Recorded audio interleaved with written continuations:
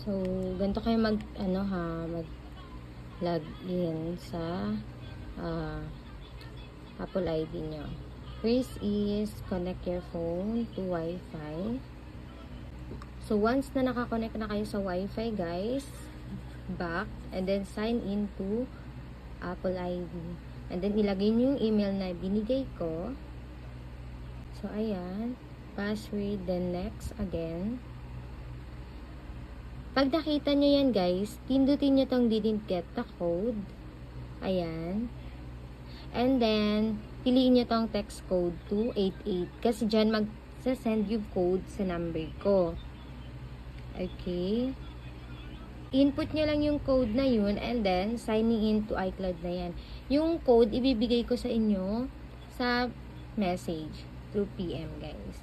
So, wait nyo lang yan. Ayan.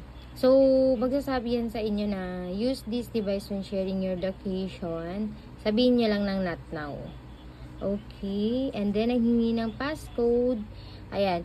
Ang passcode, guys, ibibigay ko rin yan sa inyo. Pag binigay na sa inyo yung passcode, ganito na po, ilalagay nyo yung passcode naman. Magkaiba yung verification code sa passcode, ha. Yung passcode is yung mismong code ng phone ko. And then, yung verification code is sinesend yun sa number ko or sa email ko. And that's it. Nakapag-login na ako, guys. After login, punta kayo dito, ka App Store. Ayan. Punta kayo kay App Store. Continue. And ayan na, guys. Walang App Store, yes. Allow nyo yan. And then, punta kayo dito sa picture. Yung purchased na yan, dito kayo mag-download ng application. Okay, hanapin nyo lang yung Blue App. Andito sa baba yan lahat. Si Blue App, si Mess, ayan, download nyo yan. TikTok, IG, eto. And pwede kayo mag-download ng mga applications dito, guys. TG, anything. Kung ano yung mga pwede dito. Ayan mga etong flip camera na to, ayan. Kunin nyo yan. Kung ano yung mga gusto nyong i-download.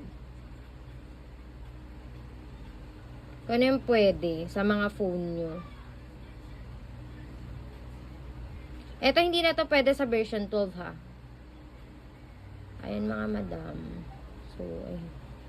Wait na lang tayo ma-download silang lahat. As you can see na down. Eto, hindi na rin to pwede. Hindi na rin to working.